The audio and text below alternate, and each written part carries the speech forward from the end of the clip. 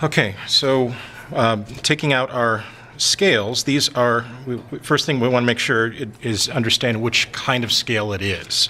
So is it an architect scale or is it an engineer scale?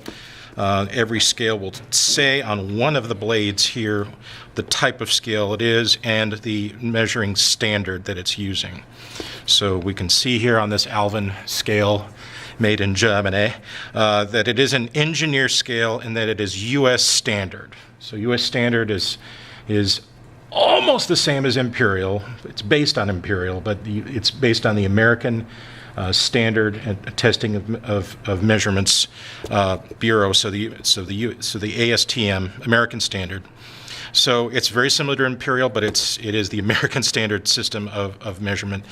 You want to make sure that you have not necessarily grabbed a metric scale, because everything will be different if you are intending to plan using metric means. Of course, if you're working in a country that uses the metric system, then yes, then you will obviously you won't want to be using a U.S. standard scale.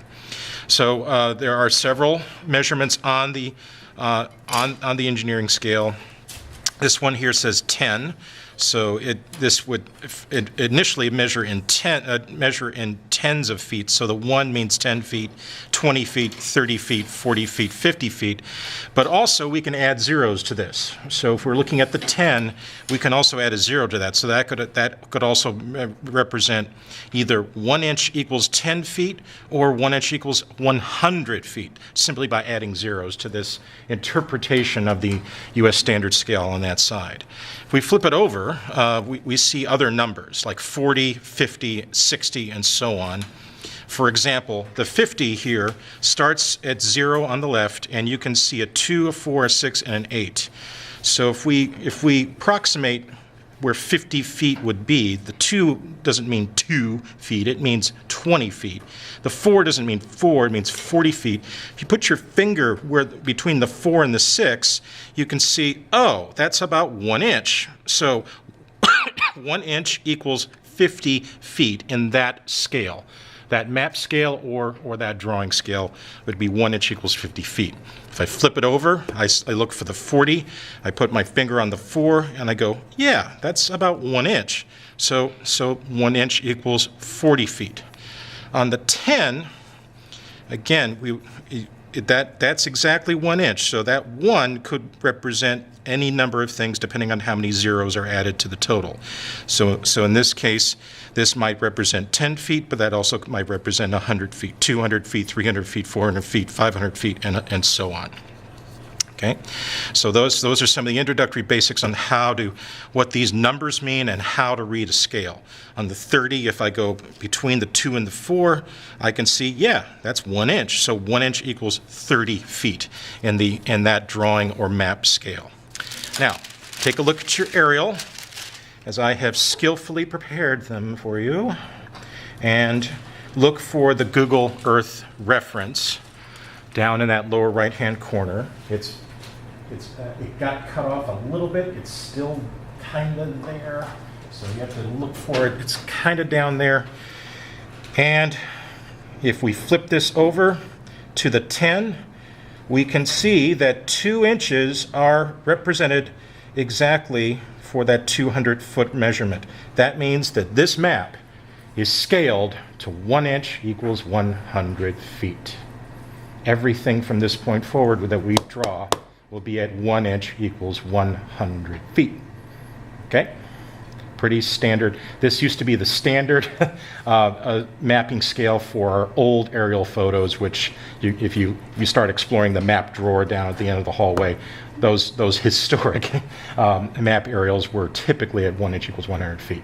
So it's a pretty good mapping scale. So does everyone have an engineer scale that is U.S. standard? Working on it. There's another one over here. No. Yeah. Okay. Great. Okay. Great. All right. Second thing I want to do now, the marker. So between toe, I'm going to use a more visible color for you. I'm going to mark now the tip, the toe, the heel, and the chisel, and start to create a reference for those 3 strikes. So, the approximate width of the chisel, if I measure it now, is approximately 30 feet. So the full width of the marker chisel is 30 feet. The approximate width of the heel is it's loosely 10 or 12 feet. The approximate width of the toe, if I strike it again,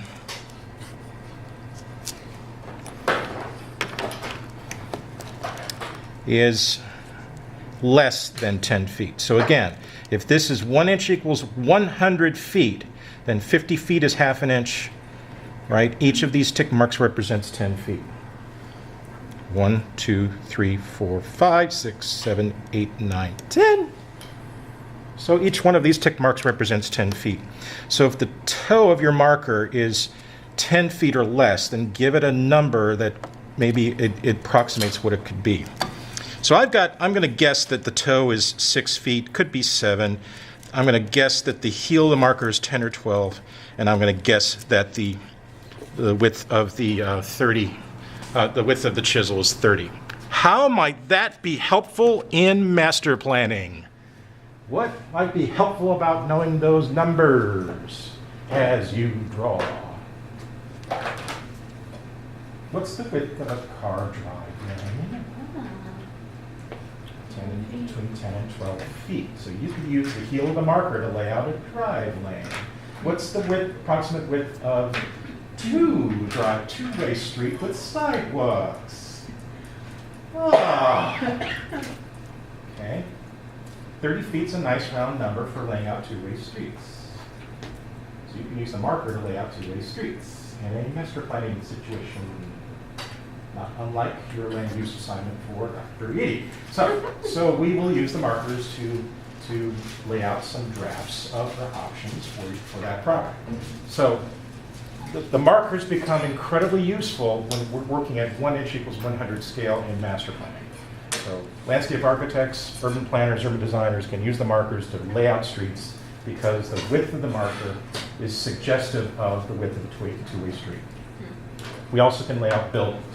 So if we know the thickness of buildings, double-loaded corridors, hotels, apartments, mass housing, things like that, we can use the markers to lay out buildings based on those predetermined widths. Okay? So the markers become useful rules of thumb when it comes to measuring stuff as we begin to master plan and lay out our site, particularly at 1 inch equals 100 feet, which your aerial has been scaled to do. To scale it, what I did was I flew over Google Earth at the same same distance height for all of your sites, flew over, grabbed the image as we normally would, scaled this down to about 50%, so 200 feet would appear, took it into Adobe Illustrator, pulled a couple of guidelines, and stretched the image to match so that this would match 2 inches in Illustrator. Saved it as PDF, printed it, made sure not to say scale to fit because it will shrink the image. Okay?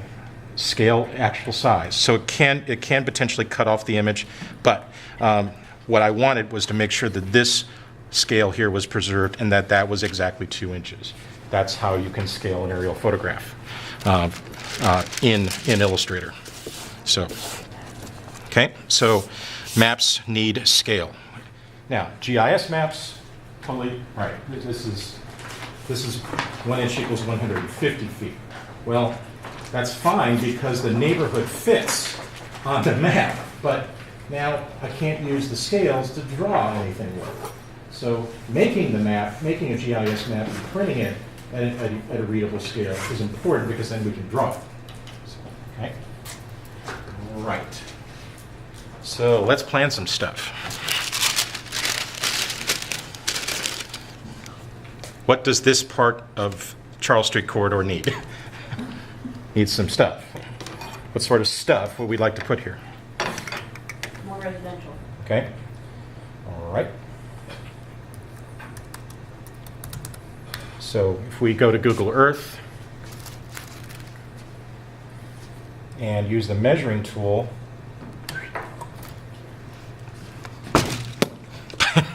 oh, don't do that. Uh-oh. Ruh, ruh.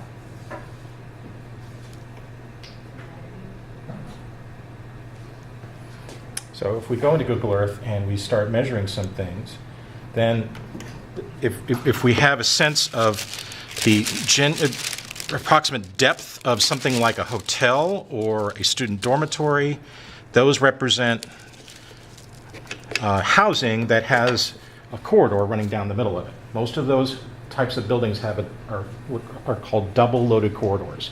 Corridor runs down the middle and there's a housing unit on either side of it. So how thick would those buildings be if you were representing that in plan view? So we just go to Muncie, and I'll look at some apartments, or I'll look at a dormitory, and I will measure that in Google Earth to determine how thick that building is. So let's assume at the moment that if the full chisel is at 30 feet. Does that approximate any apartments or housing on the site right now? So there's the women's shelter right there. We can see that the thickness of the chisel is representing one side of that gable. If we look at Howard Square here, we can see that that's 3 chisels wide. That's a double-loaded corridor. That, in fact, has no corridor. These are all exterior entries. So these are pretty deep apartments, right? So that's approximately 90 feet wide if we look at Howard Square. Just as an example, right? That's about 90 feet wide. So the first lesson is to look for stuff around your site that represents something that could be represented with 1, 2, or 3 chisel marks. So if we say housing, then I would argue that we could use 2 chisel thicknesses to lay out some new apartments. Now here's our friends here, so let's go ahead. I'm going to use 2 chisel passes for a big courtyard development, like so, and maybe flank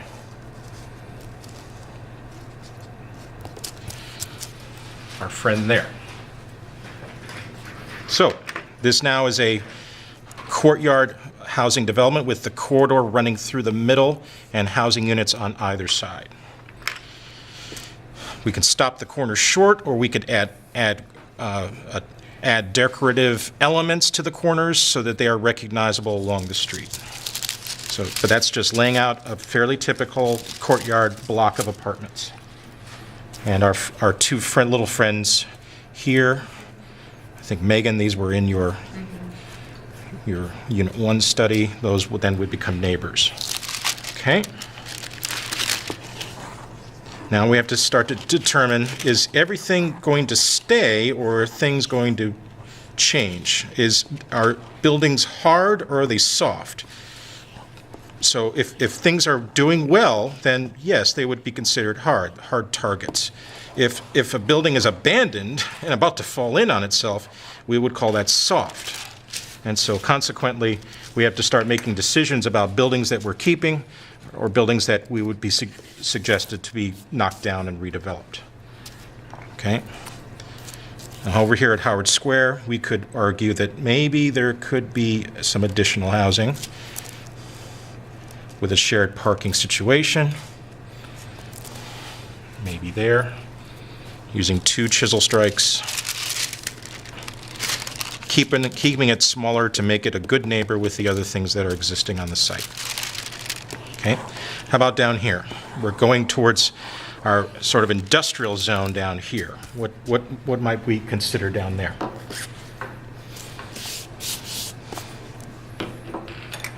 Industry really viable enough they have access to the internet?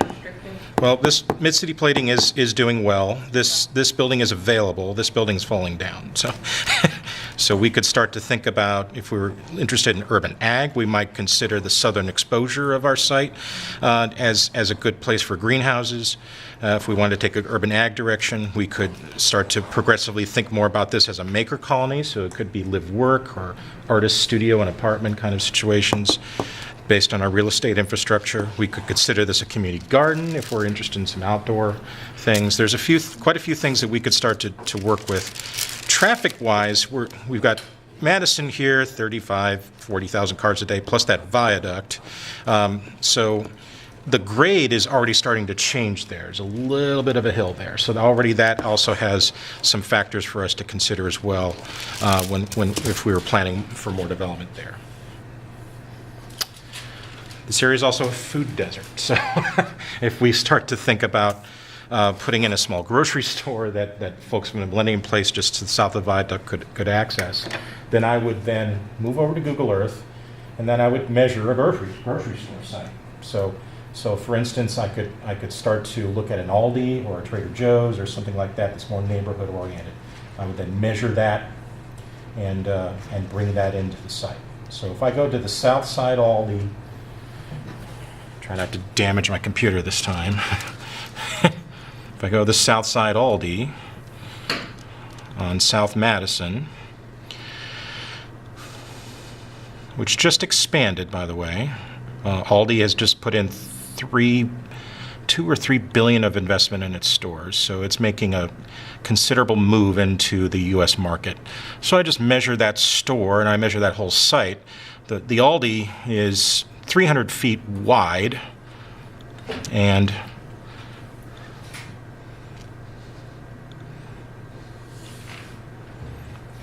200 feet deep. So I start to make some notes. So the Aldi, Southside Aldi, is 300 feet wide, 200 feet deep. The building itself, pre-construction, was 170 feet long.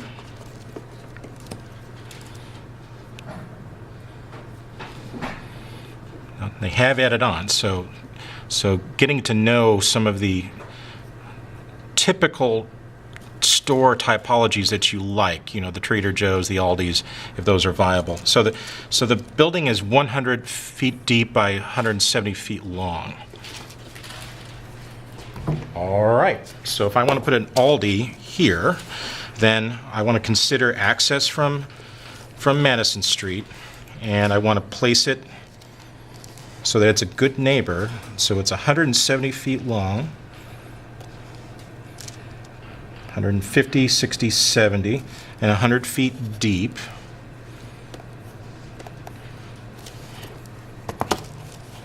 And then I could use the ruler, but I could also use my Rolly ruler to strike its footprint onto the site.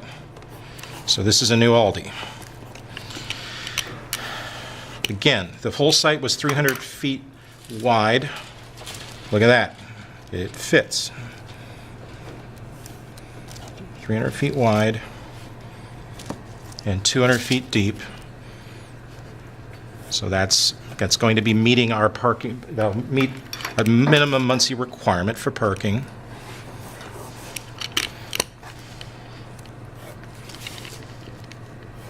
And we get a little bit of a setback from Madison Street, which we could tree up, because there is going to be a little bit of traffic on that turn, so that makes us have to rethink the corner there a little bit if this were a viable option. Another possibility would be that to require people to turn onto Adams and approach our new grocery store from the north. So those are viable options. And you're still using the 1-inch, 100 feet scale, correct? Yes, everything we draw now is at 1 inch equals 100 feet. Okay? And then we can decide what we want on the edge here. We could, like I said, do the live work or some other kind of maker space or maker housing. We could start to think about those things as edges. They make noise, so they don't mind being by the railroad. Our alumni who used to have the Project One studio, they are two architecture grads who build public sculpture, public art. They did the sculpture over here at Jackson at the Cornerstone Park. They used to be there. They were there for the first 3 years of their existence. So they didn't mind the railroad because they made lots of noise themselves, building stuff. Okay? So, now, I want to know how many square feet am I doing here? Well, this is, now I can measure what I did. So this is 170 feet long. This is approximately 50 feet wide. So these become rectangles that are measurable. Right? Just measure the rectangles and go. All right. So that's a number. And then there's a rectangle in the middle that's scaled appropriately. That's a number. And then this is a rectangle over here. That's a number. So that's your number per floor. Go up 3 floors, multiply it by 3. So as you draw, you have a sense of how many square feet you're proposing. General sense of how many square feet you're proposing. That's easier to measure in SketchUp. And we'll show you that after field trip week. That because you just click on a polygon in SketchUp and it tells you how much area it is, which is great. But as an approximation, as you draw, you have a general sense of how many square feet you're actually proposing, depending on how many floors it is. Okay? All right. Near East people. The cultural trail runs through your site. So I'm just going to mark roughly its intended route, which is going to come down through here. And I think it's going to turn, I think if I remember correctly, it's going to turn down Charles. So that's something to consider as well. So this proposed apartment development now is right on the cultural trail, should it be implemented through this existing route. Scott and others, myself, really wanted it to run by Mad Jack's, the maker space up here at Madison and Jackson, and connect Cornerstone. It might still do a couple of jogs as it's on its way through, but the right-of-way of the ROW of Elm Street could be reclaimed because it has been vacated by the city and be part of the implementation of the cultural trail. So the cultural trail might do something like that. Who's to say, though, that it could not also come over here and just basically dump into Cannon Commons? That's a possibility as well. So as we think about the future route of the cultural trail, that might have implications for where we develop and where we put new development. So, parking lot for the health clinic. Do we have room for a garage? Popular question. So I've got, once I lay out the right-of-way there, because this parking is well used, the parking lot of the Baptist Church is not well used.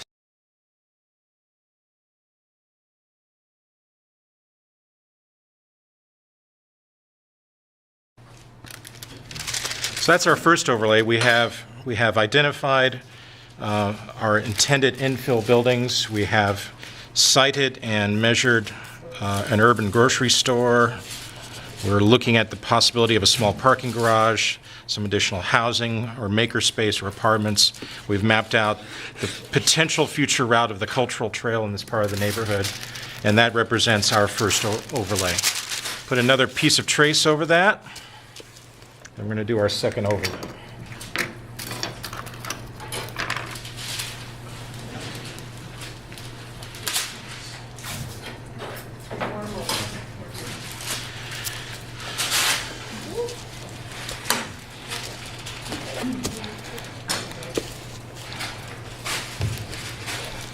And again, I'm going to keep these hinged so I can pull them up. Yeah. Yeah. So this is the second overlay now over the aerial. So I'm going to keep them hinged so I can flip them up. This is how animation workers used to do Snow White and things like that. They would actually take their fingers and they would have 5 layers of trace paper in between their fingers because they were drawing anywhere from 6 to 16 or even 24 frames per second. So the old school animation workers would use lots of trace paper to build up the original the original sketches for folks like Snow White and Pinocchio and things like that. What? Snow White was from 1941, 42, something like that. There you go. Disney trivia. All right. So one of the first things I do now is with my fine line pen, I'm going to draw the footprints of some of the existing buildings.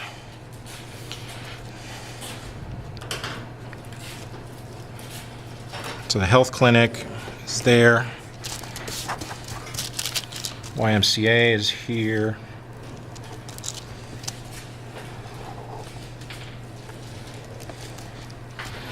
This is using the fine line pen. The YWCA is here.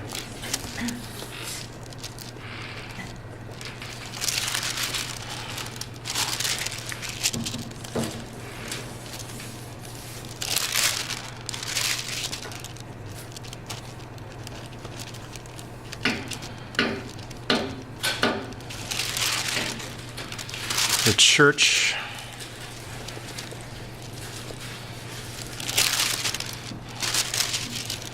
So if you're in St. Lawrence, you want to identify where St. Lawrence Catholic is on your map and draw that in.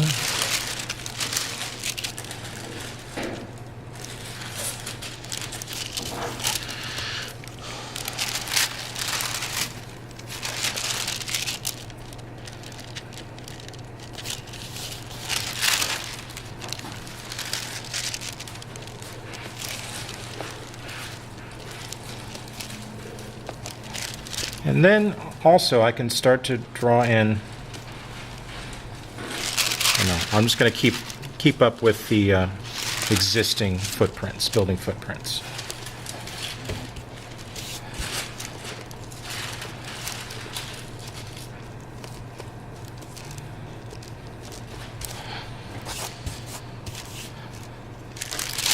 Howard Square.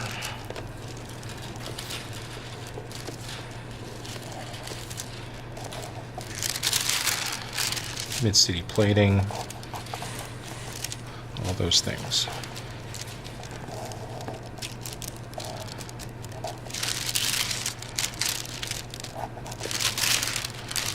A couple of houses down here.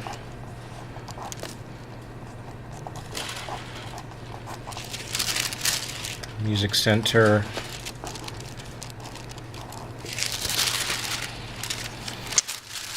As well as the Riley Jones House and the women's shelter.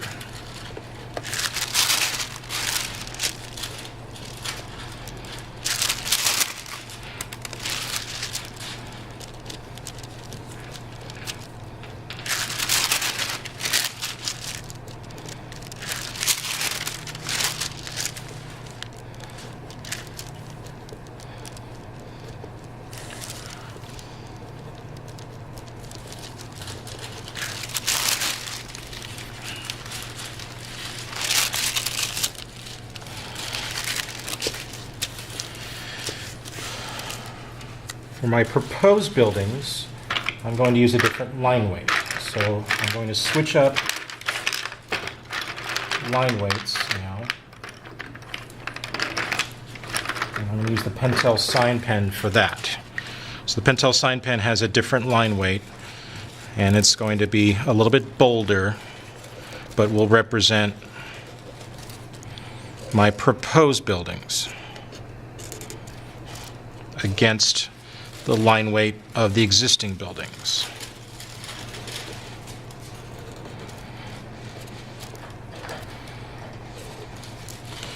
And I have realigned the entrance of the clinic, so that's actually a small addition on the back. I want to get some character in here. I might add some things to the corners.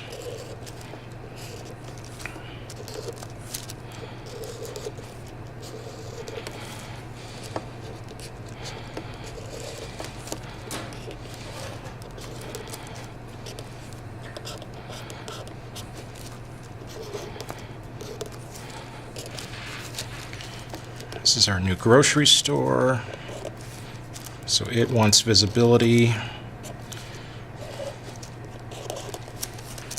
Maybe some corner character or corner details.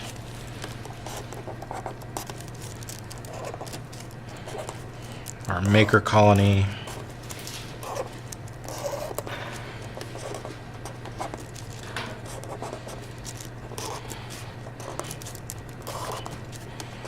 And using the bolder line weight distinguishes our proposed buildings from our existing buildings over successive layers of paper.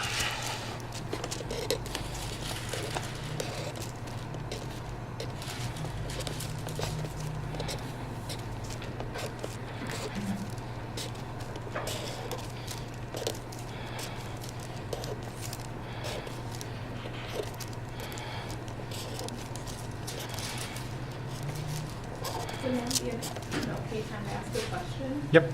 Okay.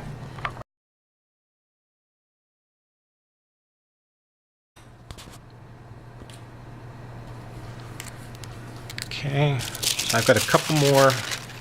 I've just got a couple more existing buildings here.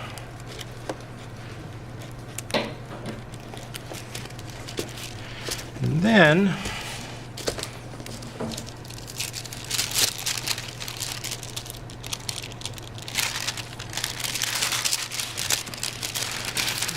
if that's all I need from that first overlay, I could pull it away. And now we're responding to, we can see our stuff a little bit easier now. Now I'm going to draw in the curbs.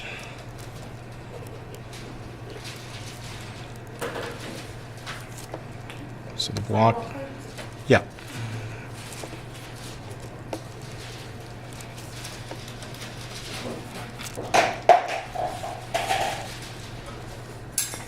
And you're using the, And this is back to the fine liner, yep.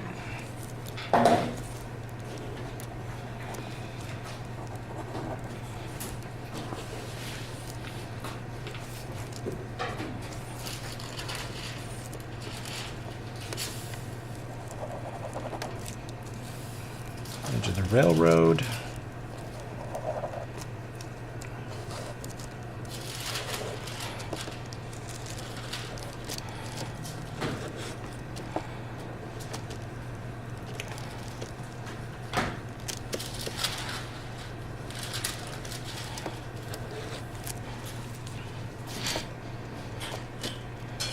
Sidewalk again. Curb cut into the health clinic.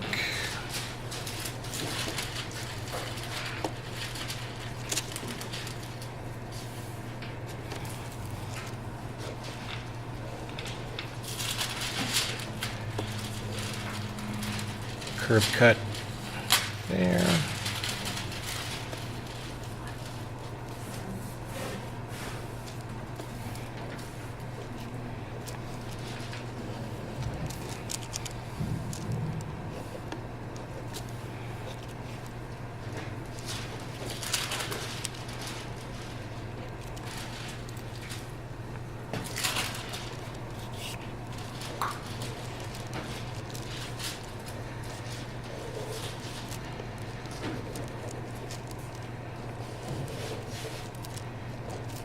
This is just the perimeter curb representing the sidewalk. No trees yet.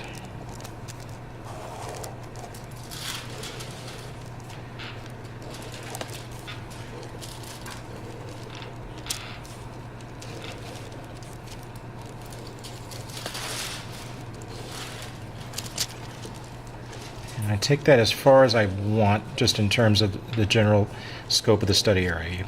We may wish to draw the entire image, we may not. We may be only interested in maybe these 4 or 5 blocks. So.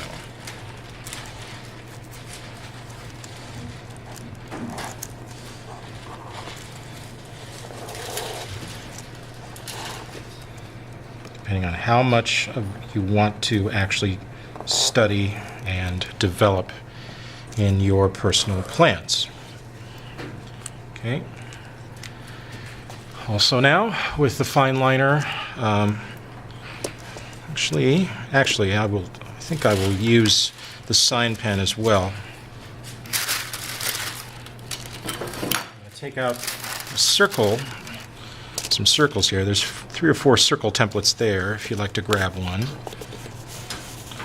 And representing some existing trees, but also proposed trees. Now remember, we're at 1 inch equals 100 feet, so the width of trees, or the spread of trees, if we start to examine some rules of thumb, we're looking at a 50-foot wide tree versus a fairly young tree, which will only be 30 or 40 feet wide. But 50 feet wide, 40 feet to 50 feet wide is pretty good sized tree once it achieves maturity.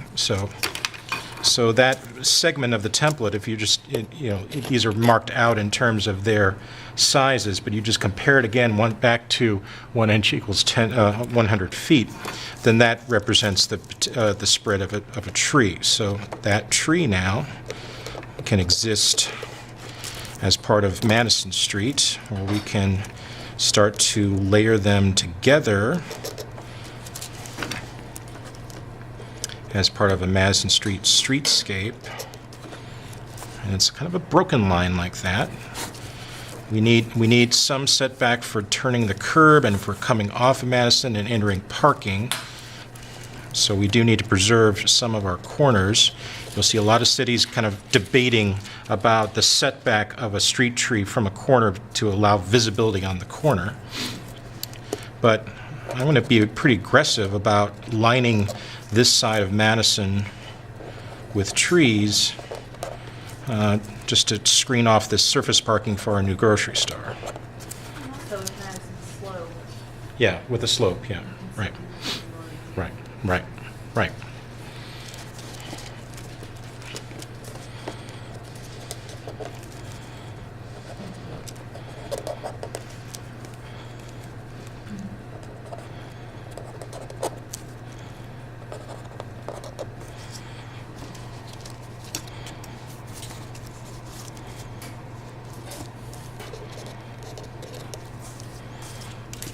And that's the Rallies on the corner and the McDonald's.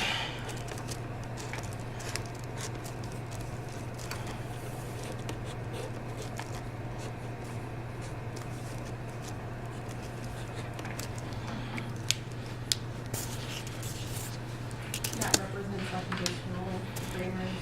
Yeah. So these are tall trees. So tall trees that will add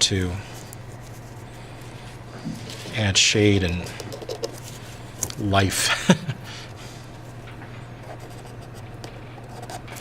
And we can still access rear parking in these situations.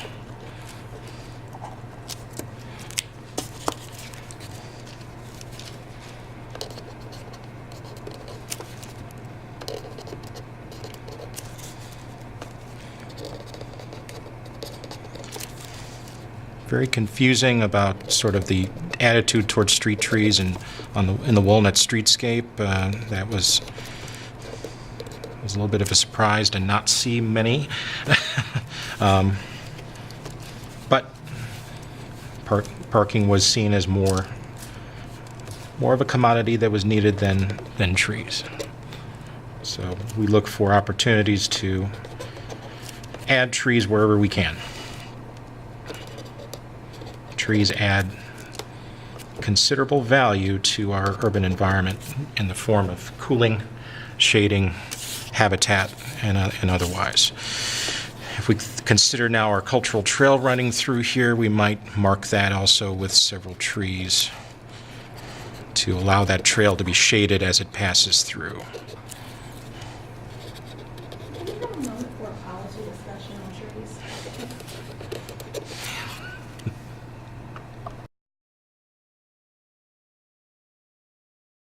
So I've got now a few trees. I've got my proposed buildings in one line weight, existing buildings in the thinner line weight. I want to make a little solar diagram now in the lower right. So morning sun, midday sun, afternoon sun, So you just, for the plan, you just have to pick a time for which all the shadows are going to be casting. So if I pick afternoon sun, all my shadows are going to be casting that direction. So now some of our friends in landscape architecture feel differently about how shadows are cast on plans because in terms of how they look. I'm of the school that says, well, your development, your trees should reflect exactly what the sun is doing. So I make a little solar diagram down here because it will remind me which way the shadows need to be casting. There's different schools of thought as to what color the shadows should be. So we can use blueberry, we can use black, we could use a dark gray, whatever color you feel is appropriate for the shadow casting has an effect on the look of the drawing itself. So I'm gonna use a fat black pen here and start to cast a shadow to the upper right under all of my proposed trees and my new buildings. Just the proposed? Yep. So you pick the direction of the sun? Pick the direction of the sun, and now we're casting shadows in that direction. Can you pick a different direction? Yeah, you could pick morning sun. It just has to be consistent. So this just makes all of our proposed stuff really pop off the plan.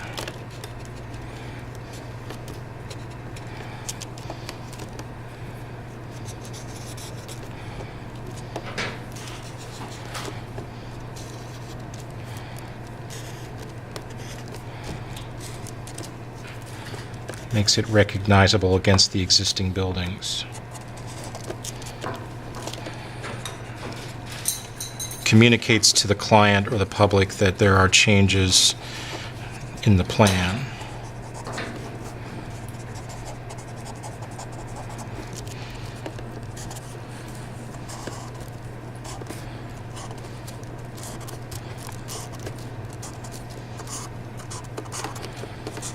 And if you wanted to continue to add trees in parking lots and things like that, this is a good time for that.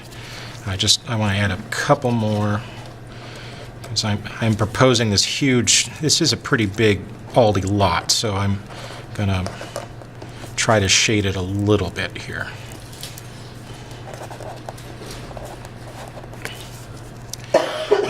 Muncie does have a landscape ordinance that was passed in the 90s. Most of the new development or refreshed retail and restaurant development on South Madison follows this ordinance. It's noticeable with lower signs and with a requirement for landscaping. It was not without controversy, but it did successfully pass. And so you'll notice that the retail redevelopment or restaurant redevelopment on the south side of the city follows that landscape ordinance, as well as some of the things that have been redeveloped on McGalliard.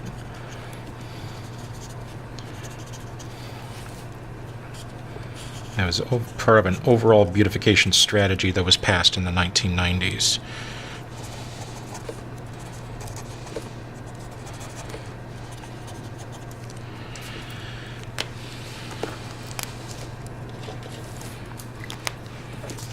Again, part of the tree discussion, trees contribute to the fighting of what we call the urban heat island effect. They do contribute, they contribute to the microclimate of a lot of these things. So this site in particular, this Near East site, in the winter, we can get 40, 50, even 60 mile per hour straight line winds, which will basically knock you over in this neighborhood. So trees help buffer those things, buffer that. They make the heat of the summer more tolerable. Lots of benefits for the trees. They really help up with our stormwater and runoff. So there's a lot of benefits to the trees that are there. Some of your buildings might have ridge lines. Okay, so that could be represented with a thin line like this.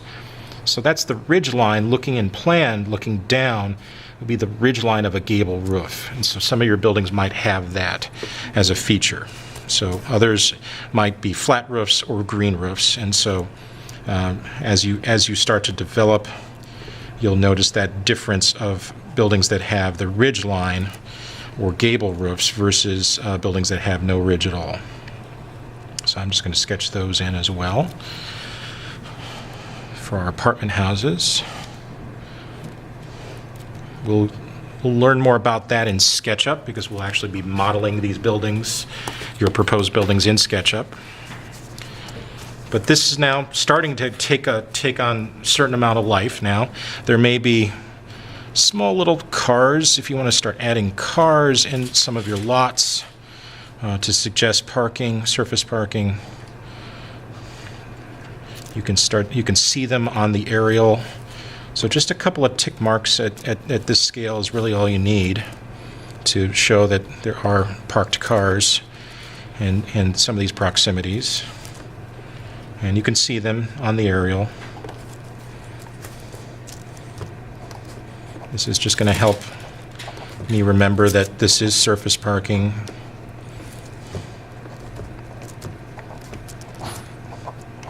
Not asking you to design a parking lot yet. Laying out a parking lot is a very good skill. But these are just a few things to help us remind us that there is some surface parking on the site. And that brings us up to the end of the line work. We now can get ready to render this in color.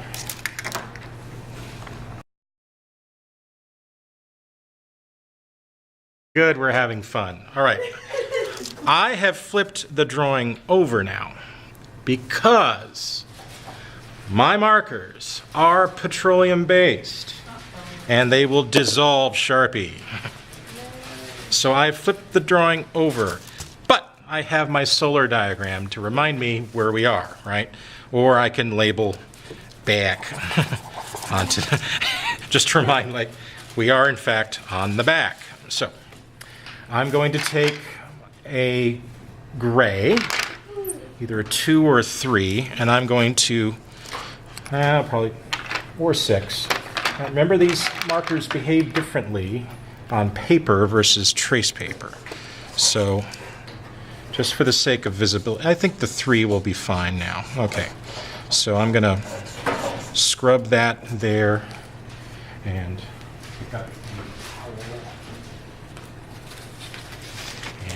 on my non-dominant hand, I make a point like this, and then I kind of rub that around. Any excess, or what we call the bead. The bead is the liquid color that gets left behind when the marker is lifted. So, using a gray, I'm using a 3 here, but you could also use a 6. I have several 3s and 6s in the box there. I'm going to render in gray all the existing buildings.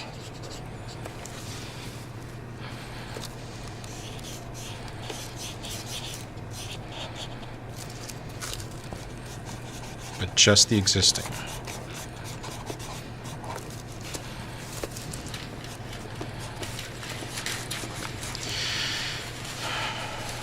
When we do charrettes, now this, I will typically be in one corner generating potentially 2 to 3 options for properties at this scale. And it's a lot of fun.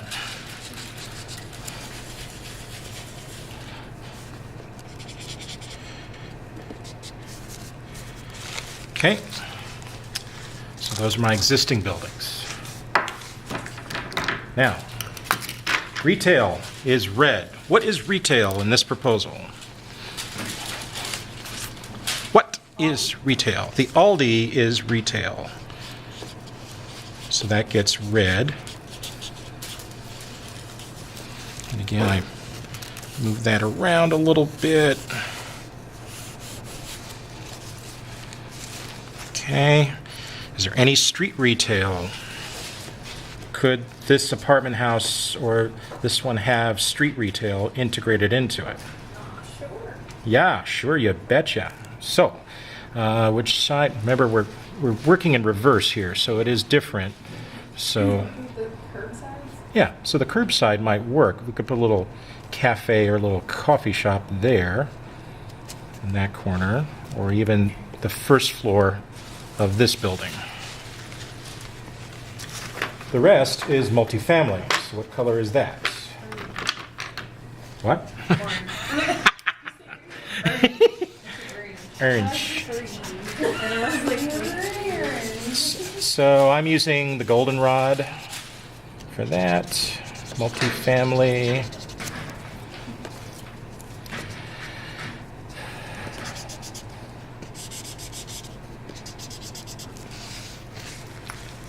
Parking garage. Well, can't use gray because, well, the existing buildings are gray. So a really light cream or a tan can work for the parking garage, just so it's recognizable against everything else. So a light cream or putty or a tan can work for that.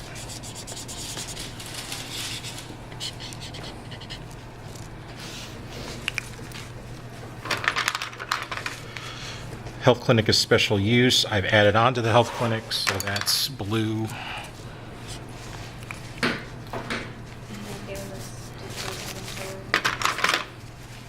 Sure. The markers.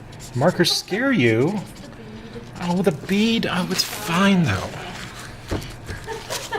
The thing about the markers, though, is that they're fast. They're extremely fast. You know, if we were to render these entirely digitally, you know, that would take a tremendous amount of time. But upper floor here is going to be multifamily. Lower floor is going to be light industrial because that's our maker colony.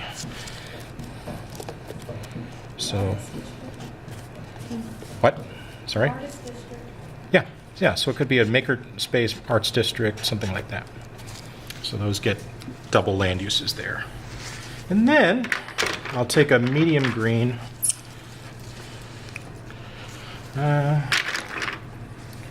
I'll use grass green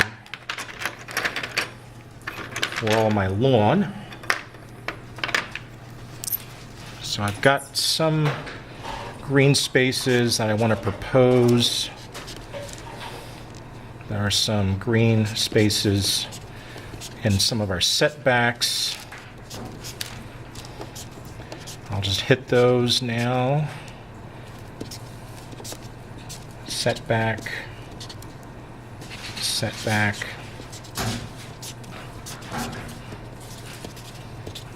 I'll just hit all of the trees with this light green.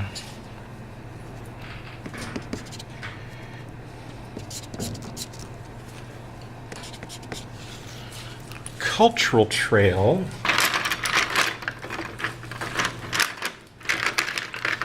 I'm going to use a brown for that just because it might suggest a paving situation. Flip it over and remember where it's going.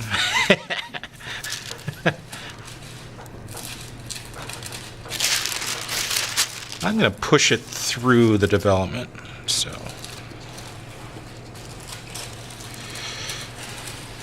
I can just do like a wide and then. Yeah. Yeah. I propose street realignment, green towers. Sure. Absolutely.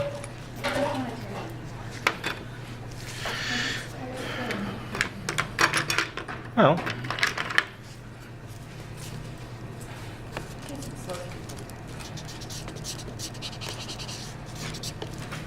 okay. So, anything now I can flip it back over. I've gone with like a putty or a cream. Okay. Yeah. And I'm just going to mark in my, bound in my lawns. And this portion of the cultural trail, just bound that in. And just give just a little bit of a boundary there. Okay. So that starts to read as a trail, right? Flip it back over.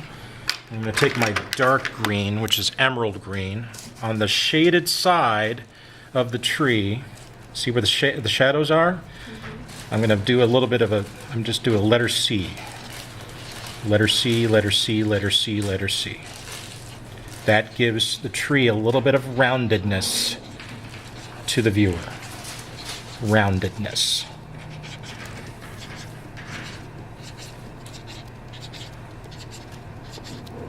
Roundedness. Roundedness. Okay.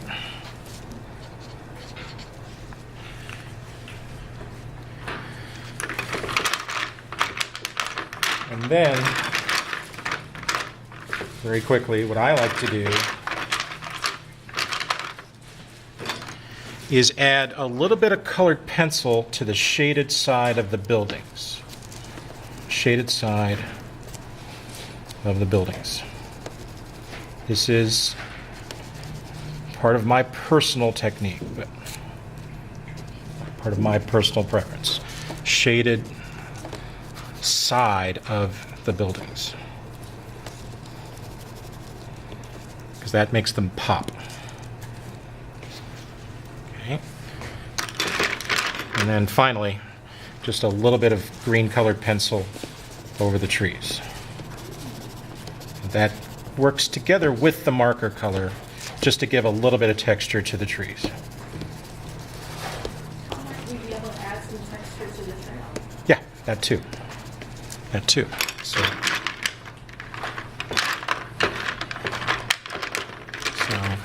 in the same fashion, yeah, the colored pencil here, you could add a little bit of texture to the trail.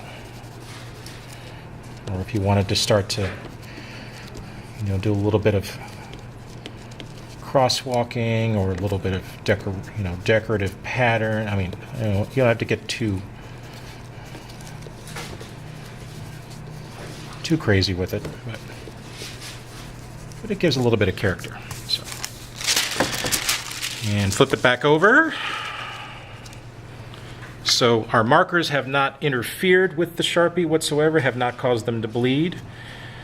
Also, by rendering on the back with colored pencil and marker, we have preserved the integrity of our ink, right? We haven't covered up our ink. We have preserved its integrity. It's still a nice black ink. And so now, when that is scanned, that will read very clean, okay? And then you scan it, drop it in Illustrator, and label it, okay? So that completes the exercise.